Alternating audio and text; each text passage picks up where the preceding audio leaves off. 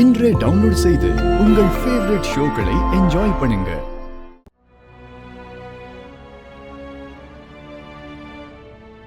லக்ஷ்மி,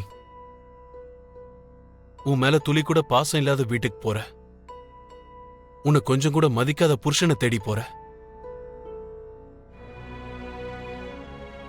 அதனாலதாம்மா மனசுக்கு கொஞ்சம் பதட்டமா இருக்கு. ஆனா மித்ரா உயிரை உன்னாலதான் காப்பாத்த முடியும்னா அந்த மனித நேயத்தோட போற உன்னை என்னால தடுக்க முடியாதுமா. என்ன நினைச்சு நீங்க ஒன்னும் கவலைப்படாதீங்க சித்தப்பா. இந்த 6 மாசத்துல ஏதாவது ஒரு அதிசயம் நடந்து அந்த வீட்டுல இருக்கிறவங்களோட குணமும் மாறி அந்த மனுஷாவை துரத்திட்டு மறுபடியும் அவங்க உன்னை அவங்க வீட்டு மருமகளா ஏத்துக்கணும்னு என் மனசு துடியா துடிக்குதுமா. உன்னோட புருஷனை நீதான் காப்பாத்தணும். இவ்வளவு நாளா நான் உங்களை தொடர்பு கொள்ளக்கூடிய நிலைமையில இருந்ததுனால எப்ப என்ன மாதிரி ஆபத்து வந்தாலும் அதை முன்கூட்டியே தெரிவிக்க நான் தயாரா இருந்தேன். ஆனா இப்போ அப்படி ஒரு நிலைமை இல்லை. இருந்தாலும் நீ கவலைப்படாத. என்னோட சிஷ்யர்கள் உனக்கு துளசி செடி தருவாங்க. அதை பயபக்தியோட பூஜை பண்ண. அந்த துளசி செடி வாடாம இருக்கிற வரைக்கும் மித்ராவுக்கு எந்த ஒரு ஆபத்தும் வராது. அந்த துளசி செடி கொஞ்சம் வாடி போனாலும் அதோட பிரகாசம் கொஞ்சம் குறைஞ்சாலும் மித்ராவுக்கு ஆபத்து வரப்போகுதுங்கிறத தெரிஞ்சுக்க. அந்த துளசி செடி தான் மித்ராவுக்கு வரக்கூடிய ஆபத்துகளை பத்தி முன்கூட்டியே தெரிவிக்கும். அந்த தெய்வம் உனக்கு எல்லா நேரத்திலையும் துணையா கூட நின்று மித்ராவை காப்பாத்துறதுக்கான தைரியத்தையும் சக்தியும் கொடுக்கணும்னு வேண்டிக்கிறேன். வாழ்க வளமுடன்.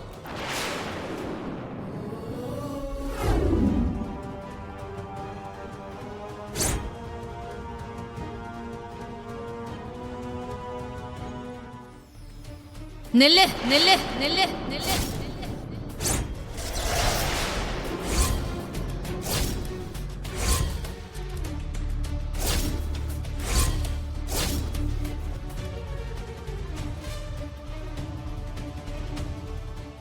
நீ இந்த வீட்டுக்குள்ள வரக்கூடாது.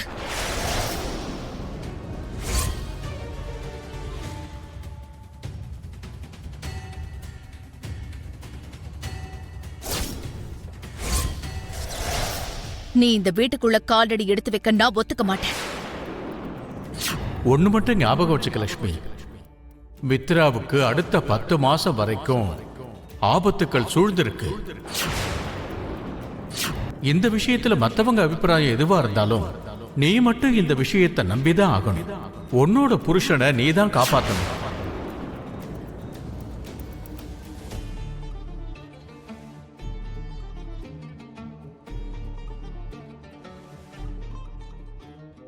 இது என்னோட வீடு அத்தை. என்னோட வீடு அத்தை.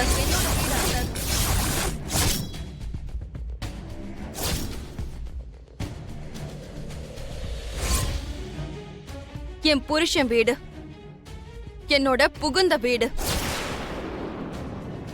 இங்க இருக்கிறதுக்கு எனக்கு எல்லா உரிமையும் அதிகாரமும் இருக்கு. அதிகாரமும் இருக்கு. அதிகாரமும் இருக்கு. அதிகாரமும்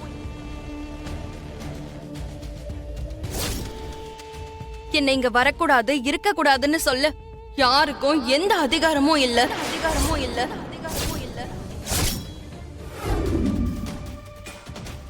அக்கா எவ்வளவு திமிர பேசுறா பாருங்க. இந்த வீட்ல இதுவரைக்கும் யாருமே உங்க முன்னாடி குரலை ஒசத்தி பேசுனதே இல்ல. நீங்க கேக்குற கேள்விக்கான பதில கூட தயங்கிதாங்க சொல்லுவாங்க.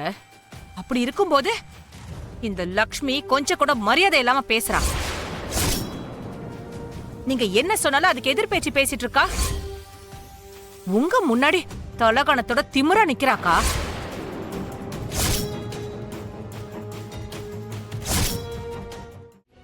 அக்கா போயும் இவகிட்ட எல்லாம் பேசி நம்ம டைமை வேஸ்ட் பண்ண கூடாதுக்கா. இவளுக்கு எப்படி பதில் சொல்லணும்னு எனக்கு நல்லா தெரியும். என்னடி நாங்க பொறுமையா பேசுறத பார்த்து தலைக்கு மேல ஏறி நிக்கலான்னு பாக்குறியா? பொண்ணு மாதிரி ஆளுங்களுக்கு இந்த வீட்ல மட்டும் இல்ல, இந்த வீட்டு படியில கூட இடம் கிடையாதுடி. முதல்ல கிளம்புடி இங்க இருந்து. கிளம்பு.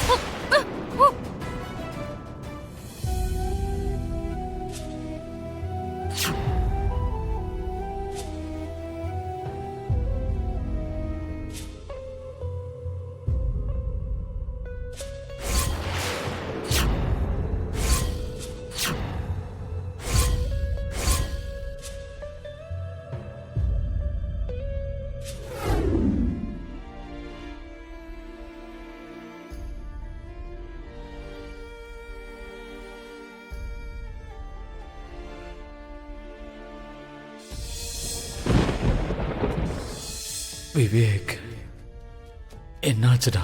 உன்னோட உயிரை காப்பாத்துறதுக்காக அண்ணி அவங்க உயிரை பணையா வச்சுட்டாங்கண்ணா. உன் கையில இருந்த பாம்பு கடியில இருந்து ரத்தத்தை உறிஞ்சு அவங்க உயிருக்கு ஆபத்து ஆக்கிக்கிட்டாங்கண்ணா. என்ன காப்பாத்துறதுக்காக நீ ஆபத்துல சிக்கிக்குவியா? என்னோட உயிர், என் உலகம் எல்லாம் நீங்களா இருக்கும்போது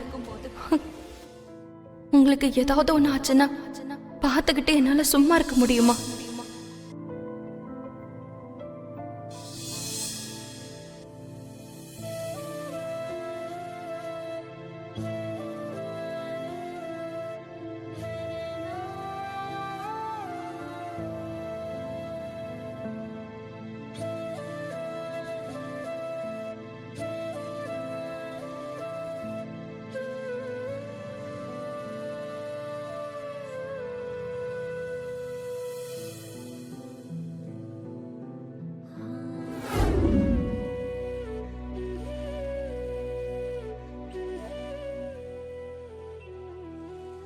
சுதர், இங்க வா.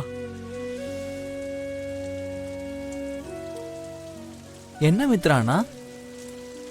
இந்த கொடையை லக்ஷ்மி கிட்ட கொடுத்துட்டு வா. சரிங்கண்ணா. ஆனா நான் கொடுத்தேன்னு மட்டும் சொல்லிடாத. சரிங்கண்ணா.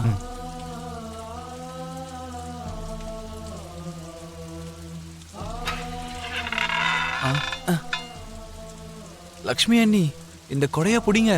இன்னும் எவ்வளவு நேரம் தான் இப்படி நினைஞ்சிட்டே இருக்க போறீங்க? பரவாயில்ல சுதீர், எனக்கு தேவையில்லை, நீ போ. அப்படி இல்ல அண்ணி, மழையில நனைஞ்சா உங்களுக்கு உடம்பு சரியில்லாம போயிடும். தயவு செய்து இந்த கொடைய புடிங்க. வேண்டாம் சுதீர், நீ போ. நீ போ சுதீர்.